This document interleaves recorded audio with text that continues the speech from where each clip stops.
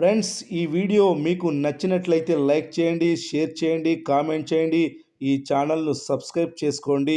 Megastar Chiranjeevi మరియు సౌందర్య సింధూరం శ్రీదేవి జంటగా మెరిసిన జగదేక వీరుడు అతిలోక సుందరి చిత్రం మరోసారి ప్రేక్షకుల ముందుకు వచ్చింది. 1990 మే 9న విడుదలై అప్పట్లో ఓ సంచలన విజయాన్ని నమోదు చేసిన ఈ సినిమా ఇప్పుడు 35వ వార్షికోత్సవాన్ని పురస్కరించుకొని 2025 మే 9న తిరిగి థియేటర్లో విడుదలైంది. అత్యాధునిక సాంకేతికతో కొత్తదనాన్ని అందించే విధంగా 2D, 3D ఫార్మాట్లలో ఈ సినిమాను తిరిగి తీసుకురావడం విశేషం. వైజయంత్ మూవీస్ నిర్మాణ సంస్థ ఈ రిలీజ్ కోసం దాదాపు 8 కోట్లు ఖర్చు చేసింది. సినిమాను నూతనంగా స్కాన్ చేసి విజువల్, ఆడియో ప్రమాణాలను ఆధునీకరించి మెగా అభిమానులకు ఓ వినూత్న అనుభూతిని ఇవ్వాలని లక్ష్యంగా తీసుకొచ్చారు. ఈ సినిమాకు కథాపరంగా ఓ ప్రత్యేకత ఉంది. భక్తి, ఫాంటసీ, మానవ సంబంధాలు ముడిపడిన నేపథ్యం ఈ చిత్రానికి జీవం పోసింది.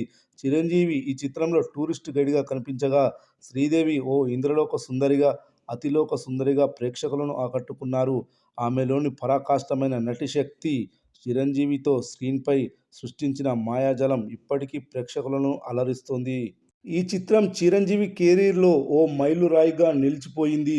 శ్రీదేవి, చిరంజీవి జంట స్క్రీన్పై చూపిన కెమిస్ట్రీ ఇప్పటికీ తలుచుకుంటే చిరునవ్వులు తెప్పిస్తుంది. శ్రీదేవి మెరుపులు, చిరంజీవి ఎనర్జీ వారి మధ్య ఉన్న భావోద్వేగాలు కాలాతీతంగా నిలబెట్టాయి. దేశవ్యాప్తంగా మెగా అభిమానులు థియేటర్లను సందర్శిస్తూ ఈ సినిమాను మరోసారి సెలబ్రేషన్గా మార్చారు. కొన్ని చోట్ల స్పెషల్ షోలు, కటౌట్లతో థియేటర్లు పండుగ వాతావరణాన్ని సృష్టించాయి. పెద్ద ఎత్తున కుటుంబాలు, యువతరం ఈ సినిమాను థియేటర్లో తిలకిస్తూ సోషల్ మీడియాలో తమ ఆనందాన్ని వ్యక్తం చేశారు.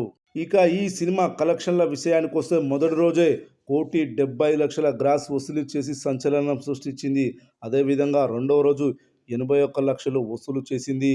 అదేవిధంగా ఈ సినిమా మూడవ రోజు రెండవ రోజు కంటే ఎక్కువ కలెక్షన్లు వసూలు చేసింది. మూడవ రోజు ఏకంగా ₹1,00,00,000 గ్రాస్ వసూలు చేసింది. మొత్తం 3 రోజుల కలెక్షన్స్ వచ్చేసి 3,50,00,000 గ్రాస్ వసూలు చేసింది. చూడాలి మరి ఈ సినిమా లాంగ్ రన్లో ఇంకెన్ని కోట్లు ఆర్జించనుందో.